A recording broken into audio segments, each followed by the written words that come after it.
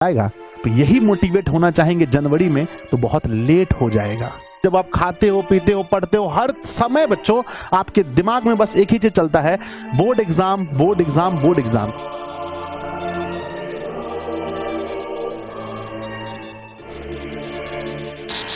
नमस्ते मेरे प्यारे बच्चों, आप सभी का इस विशेष प्रकार की वीडियो में बहुत बहुत स्वागत है। अगर आप क्लास 10th के स्टूडेंट हैं और अगर आप क्लास 12th के स्टूडेंट हैं, अगर आपका बोर्ड एग्जाम होने वाला है तो इस वीडियो को आप चाह करके भी एक सेकंड के लिए स्किप मत करना बच्चों। वीडियो बहुत छोटा है, बहुत इंपॉर्टेंट है और आपके लिए, आपके अंदर जोश भरने के लिए, आपके बोर्ड परीक्षा के लिए बहुत इंपॉर्टेंट है। तो पहले आप वीडियो पूरा देखिए, अगर आपको वीडियो अच्छा लगे फिर आप कमेंट कीजिए, लेकिन दोस्तों को भी शेयर जरूर कीजिएगा।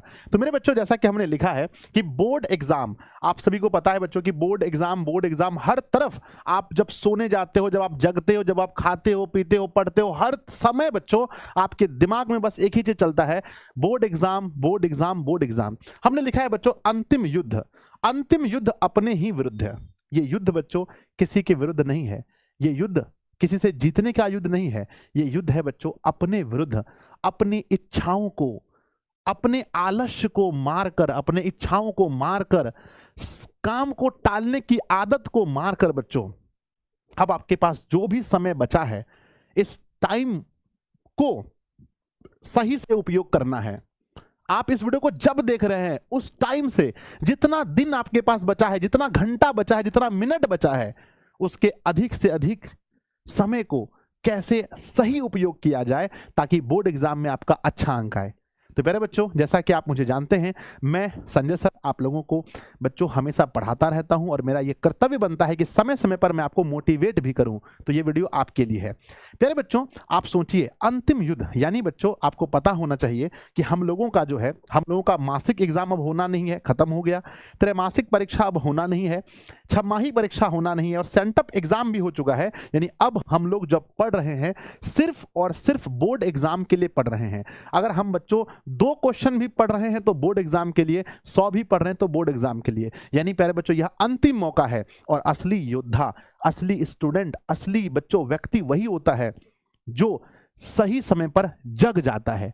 तो मैं आप सभी से रिक्वेस्ट करता हूं कि अब जग जाइए। अब सेंटअप एग्जाम भी हो चुका है, डमी एडमिट कार्ड भी आ चुका है आपके पास बच्चों, यानी कि युद्ध के लिए युद्ध भूमि का पता चल गया है, सामने वाले दुश्मन का पता चल गया, सब कुछ पता चल गया है, बस अब आपको युद्ध करना है। तो इसलिए बच्चों ये अंतिम युद्ध है, ये अंतिम आपके पास मौका है। अभी अगर आप जगे नहीं, अभी अगर आप उठ करके पढ़ाई में नहीं लगे तो बच्चों बहुत कुछ टूट सकता है। क्या क्या टूट सकता है मैं आपको बताता हूं। सबसे पहला नंबर 1 बच्चों, शुरू का लक्ष्य।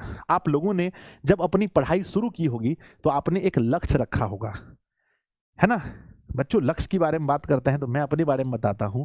मैं जब क्लास 8 में पढ़ता था, 7th में पढ़ता था, तब से मैं कहता था कि देखना ना, अभी इस साल थोड़ा सा खराब गया मेरा, 9th मेरा बहुत अच्छा जाएगा। और 9th में जब गया तो मैं बोला था 9th तो थोड़ा बहुत गड़बड़ गया, पर 10th में मुझे टॉपर बनना है। तो प्यारे बच्चों, हम बहुत कम एज से भी, आप भी अपने आप से पूछिए, अपने मन से पूछिए, आपका मन जवाब देगा कि आप भी बहुत साल से इस दिन का इंतजार कर रहे थे। अगर आप क्लास 10th के बच्चे होंगे तो 6, 7, 8 में जब अपने आसपास रिजल्ट आता होगा, लोगों को यस यस करके खुशी मनाते हुए देख रहे होंगे, तो आपको लगता होगा कि एक दिन मेरा भी बोर्ड एग्जाम होगा, मेरा भी रिजल्ट आएगा और उस दिन हम अपने आप को साबित कर देंगे कि इस पूरे गांव में, इस पूरे मेरे परिवार में, दूसरे के परिवार में भी, मेरे सभी दोस्तों में, मैं पूरे बच्चों जिले में, मैं पढ़ने में सबसे अच्छा स्टूडेंट हूं। तो प्यारे बच्चों, अभी वो समय आ चुका है। अगर आप यही मोटिवेट होना चाहेंगे जनवरी में तो बहुत लेट हो जाएगा। समझ गए ना। तो अभी मैं आपको नवंबर महीने में आपको जगाने आया हूं कि भैया आपके पास पूरा दिसंबर, पूरा जनवरी पड़ा हुआ है, 60 दिन, और इधर 8-9 दिन इधर बचा हुआ है। अगर बच्चों 10th वाले बच्चे तो उसके बाद भी 60 से 70 दिन आपके पास बचा है। जग जाइए, जग जाइए, है ना। तो आपको अपने लक्ष्य को याद कीजिए, आपने क्या लक्ष्य रखा था। आप उठिए, सर पढ़ते हैं 2 घंटा 4 घंटा, सर मन नहीं लगता है, सबके साथ होता है। पढ़ते पढ़ते सर कमर में दर्द होता है, सबके साथ होता है। सर बहुत कुछ समझ में नहीं आता, सबके साथ होता है। आप नए स्टूडेंट नहीं है, आप एक कोई दूसरी दुनिया के इंसान नहीं है, सबके साथ होता है। दिक्कत तकलीफ सबको ही है बच्चों। लेकिन फिर भी उसी में जो मेहनत करेगा वो आगे बढ़ जाएगा। तो नंबर 1 अपने लक्ष्य को याद कीजिए बच्चों, सेल्फ रिस्पेक्ट अपने लिए। बच्चों कहते हैं सर हम तो मम्मी पापा के लिए जीते हैं, हम तो परिवार के लिए जीते हैं। छोड़ो भैया, जो अपना भला नहीं कर सकता है वो दूसरों का भला कैसे कर सकता है? तो आप पहले अपने लिए जिए कि जिस दिन रिजल्ट आएगा आपकी इज्जत कितनी होगी। आपके दोस्त, पता है आजकल का जो जमाना, आजकल क्या हमेशा ऐसे ही होता है और होना भी चाहिए, लोग इज्जत देते हैं पता है कैसे? आपका पैसा देख करके, आपका धन संपत्ति देख करके, आप किस पदवी पर हैं इसको देख करके लोग इज्जत देते हैं, और देना भी चाहिए। भाई इतने लोग हैं, कितना को सबको इज्जत दिया जाए? तो इज्जत मांगी नहीं जाती है, छीनी जाती है। अगर आप चाहते हैं कि जिस दिन रिजल्ट आए आपका, आपके आसपास के लोग आपको सम्मान से पुकारे, आपके परिवार वाले को इज्जत से बोले, तो बच्चों सेल्फ रिस्पेक्ट के लिए मेहनत तो करना पड़ेगा, है ना? इसके लिए मेहनत तो करना पड़ेगा। तो बच्चों याद कीजिए, अगर आप चाहते हैं उसको याद कीजिए, काल्पनिक बनिए। कल्पना बच्चों, थोड़ा सा कल्पना कीजिए, है ना? हर चीज जो दुनिया में बना है, चाहे आप एप्पल का फोन देख रहे हैं, चाहे आप टीवी देख रहे हैं, मोबाइल देख रहे हैं, जो कुछ भी देख रहे हैं, पहले वो सिर्फ एक कल्पना थी।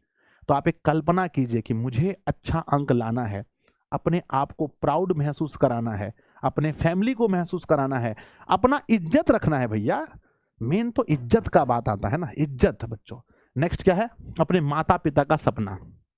हर माता पिता ये सोचते हैं कि हम मेहनत मजदूरी करके, कुछ लोग है ना, कुछ मम्मी पापा ऐसे होंगे जो खेतों में काम करते होंगे, कुछ दूसरों के यहाँ पर भी काम करते होंगे, कुछ लोग अच्छा होंगे भाई, टीचर होंगे, डॉक्टर होंगे, किसान होंगे। हम लोग जहाँ से बिहार से आते हैं, यहाँ तो लगभग बच्चों 90% ऐसे बच्चे पढ़ते हैं हमारे पास जिनके मम्मी पापा बहुत ही गरीब परिवार से बिलोंग करते हैं।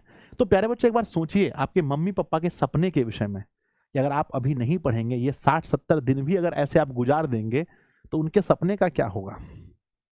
हाँ, आप सोचिए आपके घर में, आपके आसपास में एकदम सब अमीर अमीर सब लोग हैं और आप थोड़ा सा गरीब हैं, लेकिन बोर्ड परीक्षा में उनका भी बेटा परीक्षा दिया, आप भी परीक्षा दिए, आप उनसे बेसी नंबर लेके आ गए। सोचिए आपके मम्मी पापा कैसा होगा? एकदम सीना चौड़ा, पिताजी गमछा यहाँ कंधा में रख करके चलेंगे एकदम आराम से ऐसे करके, समझ रहे हैं?